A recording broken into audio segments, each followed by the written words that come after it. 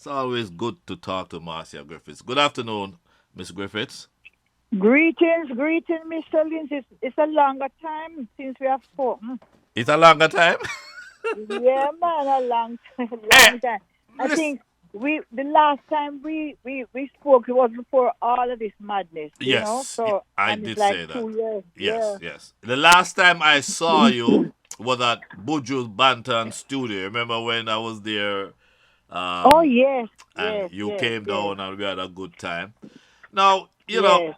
I am so guilty of a few things that you kind of, when you called me the other day, Miss Griffiths, and you asked me, oh, can you, oh, call me, nothing. And I said to you, my defense was that, you know, you were in a lot of mourning for your colleague and friend, Babandi, and I thought Right. the thing was Yes, to I'm do. telling you, everything happening so fast. Yes, and I thought the thing to do was to kind of give you room to mourn and go through that. And you turn around and said to me, "But Clinton, that's when I need my friends." Of course. You remember you told me that the other day? Ex- exactly. That's what friends are for, to uplift you. And you have a shoulder to lean on, and, words uplift you. Yeah, I just thought Words of encouragement. yeah, I thought the reverse, and you kind of when you say that, I'm like, wow, that is so true. I said it to Georgia the night, and I said, yes, Miss Griffin is right. But to consider myself your true friend, maybe that was the problem. Maybe I just see myself. I don't know if you got so many friends over the years. No, well, no, let's face it, no. Look, we are coming from so far. I can't even remember from the days of Tamika, right? You inspired the Tamika, yes. Well, I give thanks. But I mean, that's a long time ago. Your journey is special. Oh, I've learned so much from you. That's a lesson I learned, that don't think that you got your friend, your true friend, in their time of grieve, needs space. You should reach out to them, and so I That's thank you what for that. friends are for. These are values that can never change. That is true. Values are something that never change. When I see what this world has come to today and this generation, in my time growing up, values were so important.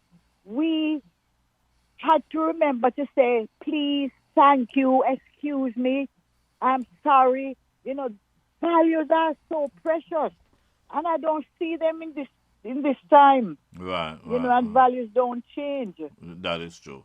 I To thank just you for that being lesson. nice to someone, Thank you for the and lesson. not thinking about material or money. Money can't buy values. There are values in life that we cannot use money to buy. That is And true. I consider that more precious than anything else in the world. Well, I You tell you know? one thing, it won't happen again. It won't. You have to I hear you. All listen, right. listen, Marcia. In the years that I've known you, you have taught me a few things. I remember, I remember this. I remember you had won an award in New York. It's what during the Tamika, but it wasn't female, maybe outstanding artist. And you went on stage and you had an acceptance speech, and in that speech you said something to the effect, you were thanking the audience, and you said to them that you really appreciate this award because you're getting it now when you're alive, and not when you pass and people put flowers. You remember that? And I've heard it I since always, then. You I always say it. always say that, and it's a fact. It's a reality. It's the truth. My father usually said to me, "Listen, give me my flowers now because Yes, yes, I can't read the tombstone when I'm gone. All the nice things that you're going to put on my tombstone, I can't read it. So give it to me now." yeah.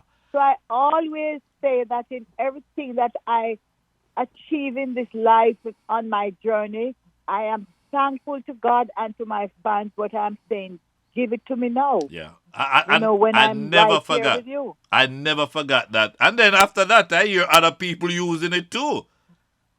Well, So again, we learn something from you.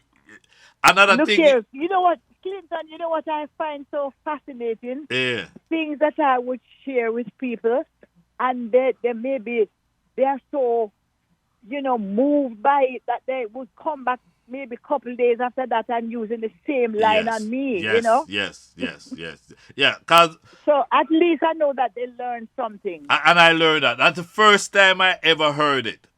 And I've heard it since then several times, many years later. And every time I hear it, Are you we come to talking mind. about, we're talking about how many years ago? From in the what? It's about 70s, 92, 80s? 93. You're talking some 30 years Yeah, almost. But you were the yeah, first that's person right. to use that. Another thing that I learned from you, if you don't mind me reminding you, you came to New York to do a show for me, right? And I booked you into this hotel in Manhattan, and it was like the 18th or 20th floor. And you called me, and you said that you want to be lower. You don't want to be that high, because you don't like the height. And I said, Right. okay, I'm gonna say, what, I thought you want to see the city. The higher you go, you want to see the city of New York. And you said, no, no, cause New York, this and New York, that, and you mentioned a name, Nostradamus. He said, Nostradamus. Damos. And I'm like, who? You said, Clinton, you don't know Nostradamus? I said, no, who is he? And you said that every Christmas or New Year's Eve, they will show him in Jamaica. And I And went and I did my research. And I've been reading on Nostradamus ever since.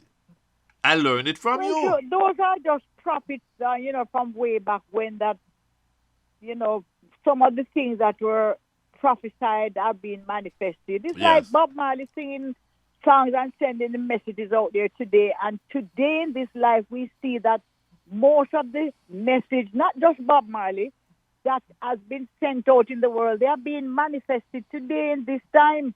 We Right. can relate to so many songs for what's happening today. Like reading the Bible and you see things that have been prophesied and they are now coming to pass today. And I say all the while, Miss Griffith, that if the world was just paying a little attention to what the Rasta man been saying for the last 50 years or 60 years, maybe a lot of the things that happened could have been avoided. Boy, let me tell you, man. It's like we have to always refer back to the Bible. We are sending out the messages every day. Even the Rasta man you just mentioned, they're preaching and they're talking. Even if some of them preach and not practicing what they preach, the Mm-hmm. word is still there and it's one Right, truth. right, And if right. we just listen, but it's falling on deaf ears And that's the sad all part the about it. time. I remember Barry Salmon and myself did a song, Should I Sing? I don't know if that song was, It you was a, know, it was a what, decent song, yes. I know and the the song. message in that song is that Barry Salmon was saying, because he's a writer for the song, and he was saying, him one day if him should ever sing another love song because, you know, what if we decide not to sing another line? Would Right. the people come together because they're not listening to the message in the music? And that is why I will continue to say that God calls upon the singers and the players because we are the ones who are in this medium that we can communicate to the world, the four corners of the earth through the music, to send the messages, to teach, to educate, to uplift. This is all we have. This is our greatest weapon, even today, right now. But people are just thinking about dancing and not listening to the message, which is the most important thing in the music. Right, right, right, right.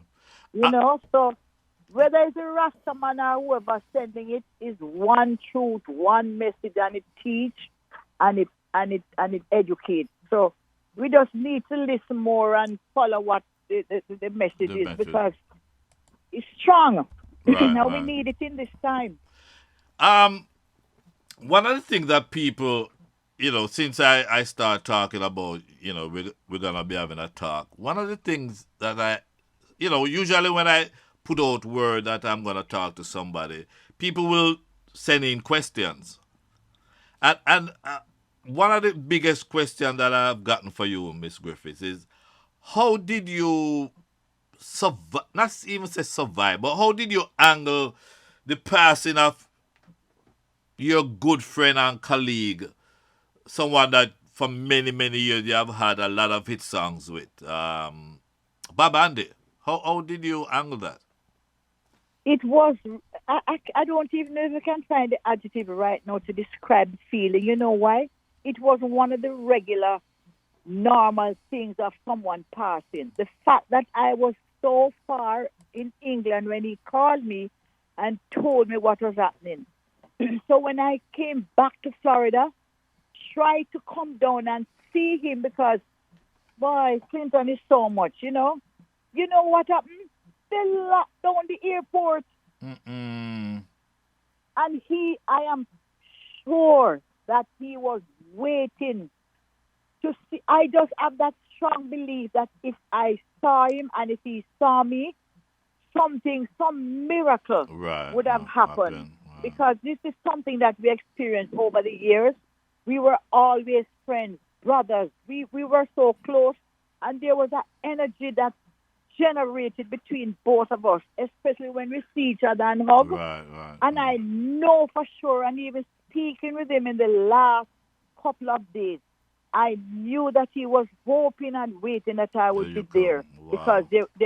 there was a hope that he had if I had seen him. And when I heard that the airport was locked down, I said, no, some force is just there preventing me. So he, apparently, I say that I think he gave up when he Wow. found out that the airport was locked down and I wasn't able to To come come. to see him.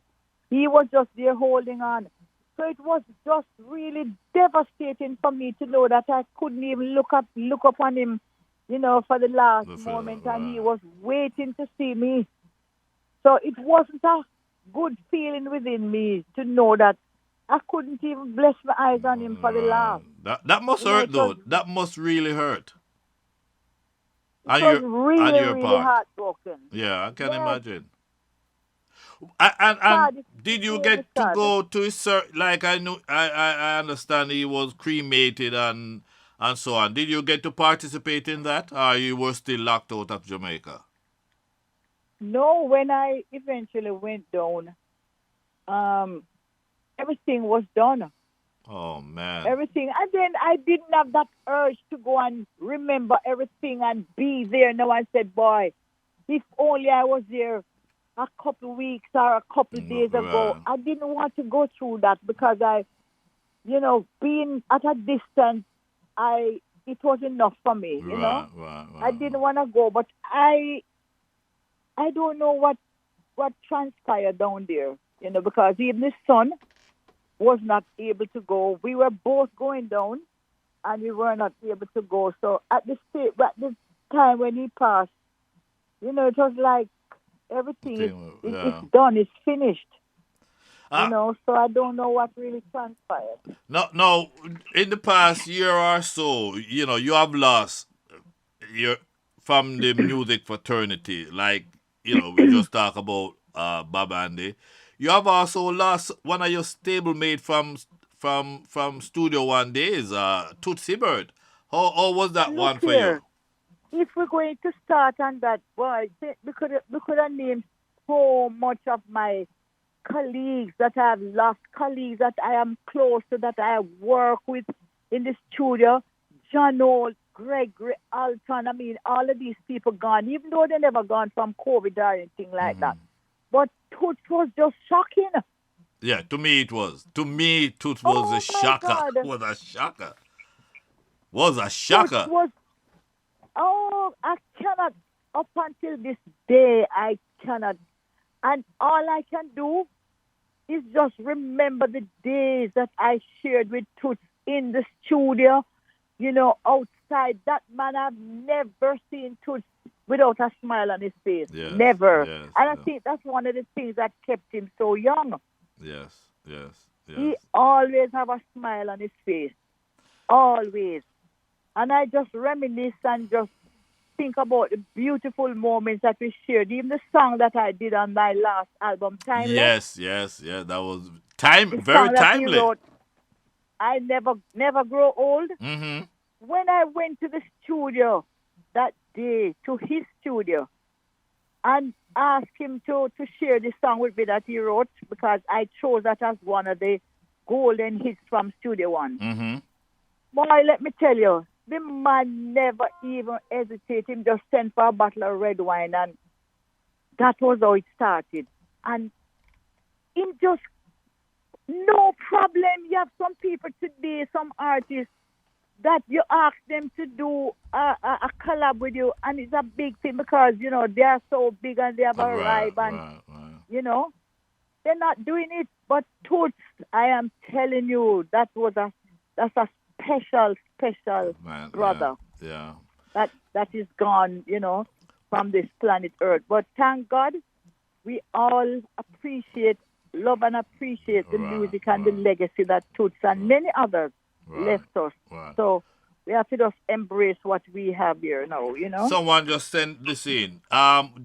Did you ever work with Lee Scratch Perry? Cause did you outside of Bob Marley and the Wailers? Did you ever work with Lee Of Scratch Perry? course, I work with Scratch. When I went to Studio One 1964, I was going to be 13 in November, my birthday, and I met Scratch outside there. He was taking care of Mr. Dodd's car, and he was just one of the nicest person I met that day. And eventually, I never knew Scratch had all that talent within him You because didn't when he know. had the studio, Yeah. eh? You didn't know that. No, I never knew until he got his studio off Boulevard. Mm-hmm. And I3s went there. We recorded the song Many Are Called right in Scratch Studio. He Yes. recorded that song for I3. The first version we did was done by Scratch. Okay. And I remember we did a couple of songs. And working with Scratch, you can see on some of the little short clips the energy and the vibe that Scratch has in that studio. Boy, he bring out the best in you.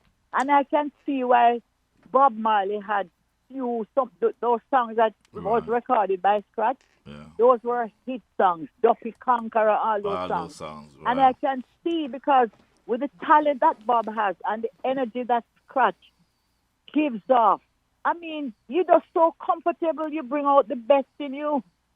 So it was just so wonderful, always working with Scratch. I've done harmonies on Max Romeo songs that Scratch produced Yep. right there in his studio.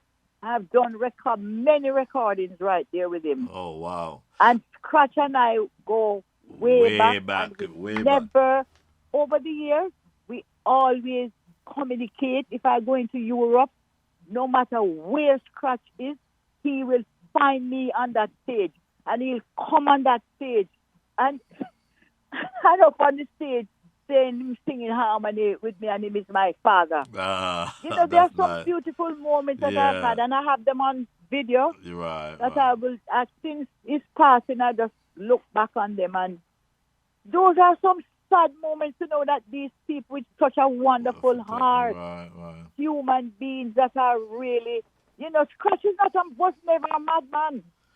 Yeah. Scratch is one of the sanest persons I know, but he's just eccentric and he's Yeah. He unique, was. he's He was different. And unique. if you can recall, Clinton, you see, once people stop living for other people and just lock people out and doing their own thing, they're not living for people. The first thing somebody would look at you and say, right, she done gone mad, she gone mad, Yeah. True. because they stopped living for them and pleasing people. And that's all Scratch was doing. He was just being himself. I remember when Scratch is in Jamaica and he's in Africa, I saw it with my eyes. And there are so many people begging and they see Lee Scratch Perry. But you know what? Him walk with every pocket turned out. Oh, I've Every seen pocket that. in his Oh, pants. I've seen that. I've seen. Oh, there was a thing to it. Then there was a motive to that. I've seen it, and I wonder why in No, pocket. but if you see pocket Oh, turned out, what I'm saying. don't even ask That's him for a cent because there's nothing in them. And just okay. turn them out to show. He said, this is it. There's nothing there. And I saw him another time, and somebody asked him for something at Oh, the student that was in half a tree. And he Aquarius. walked with a bunch of seeds. He has corn, grain, peas, every seed you can think of, Think of. fruit seeds. And every man asked him for a money in the take out a seed and say, go and put it in the ground. Oh my goodness. Yes. I'm finally we He can't he we was really different. he He was was different. really, really different. We cannot talk about these guys without talking to another person as teenagers y'all grew up together. Bunny Wailer. How was your reaction to his passing? Why, I cannot believe it all now that Bunny is not here with us in the flesh, honestly. Because, it's a story that almost everyone know that Bunny and I, he picked me up every morning. Not pick me up, I stand at my gate in Hannatown, wait for Bunny to come up the street, and he dropped me off at little school. Those days, little kindergarten is called little school. Mm-hmm. And he took me, dropped me off, and Chetola Park was just right across the street from liquor school. And he would continue over big school, and he'd leave me right at liquor school. In the evenings, he would come for me and just take me back home. Because where I was living, it's right across the street. You just walk across the street, and you're in school. But Bunny always take me to school, so I never saw Bunny again when he went to Camperdown until I went to Studio One. And that's where we picked up and he found, I told him where I was living and listen to me. He bought this farm in Portland and he had the best vegetables and fruits. And he used to visit me and bring the best fruits for me. So it's on one of the visits that I showed him my rhythm box that I bought. I trees went to Canada to perform. And of course in the business it's male dominated and a woman has no talk. So we were not paid. We got 700 Canadian dollars each. And Clint and I took my $700 walking downtown in Toronto, and I went in the store and saw this rhythm box, like a keyboard. Like a But keyboard. it had every sound on it. And I loved it. I loved the different sounds that was there, the beat and Hawaiian, samba, cha-cha, everything. And I took it to Jamaica. I was so overwhelmed with this box. And when Bunny visited me the night, I said, Bunny, come look at this box. And he started fiddling around with it, and I showed him one particular sound that I was in love with called the repeater. It's like a piano sound, and that's dominant in the Electric Boogie. Marcia Griffiths, did you ever think this song, of all the songs you have done in your many years career, did you ever think this is a song that's gonna be Marcia Griffiths' song another 100 years from now? Because you Not can't in have my a wedding. while. You cannot have a wedding without this song. Well, up until this day, it's the longest living song and dance. Longest living song. A lot of dance come in and they go. Go, right. And the other dances that come in was inspired by this electric slide. But what to you? What made it what it is? What I mean, what to you? What do you think is the reason for this song longevity?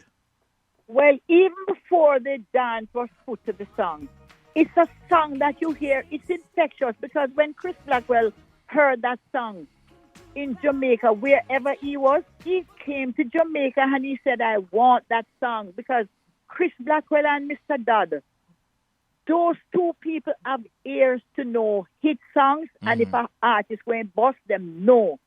And he came to Jamaica for that song, but he wanted the entire album that we did.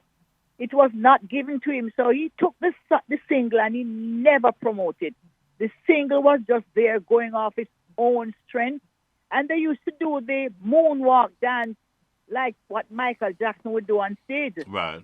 But it's not until 1989 in Washington, D.C., when this group of guys, I forget the name, put the dance, this new dance now, to the song. And Kiss FM always, this song was just going off its own strength. Chris Blackwell himself said to me, you know what's selling? And I'm not even promoting it.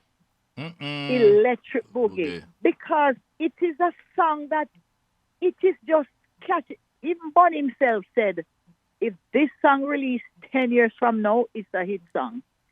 It's Ah, something about the music there's that something about you it have to there. get up and dance. Yeah, that is so true because to this day you have a gathering of people. It's on TV, just wherever people get up and dance. You No, know for even sure. in the evening election with whoever, Obama, Yeah, yes. Biden, that the The people they always do it in the streets. yes. When Biden beat Trump the other day, this was one of the songs that everybody in the streets from Washington to New York to California, they were just singing this song in the street. And you Yeah, it's can't just one perform. of these songs that unite people together. When I stood on stage in Baltimore and I saw 100,000 people doing the dance, Clinton, I couldn't sing another note. I was, They took over. no, honestly, I just stopped because I've never seen anything. It was like a wave. When you're watching the wave in the Right, ocean, right. everything was just swaying one side. I have never seen anything like that.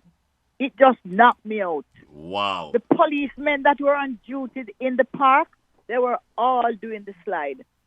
So, there are some beautiful moments that I've experienced with this song. And boy, they're just, we try and capture them on video, but believe me, just being there to witness those things that one little song has done.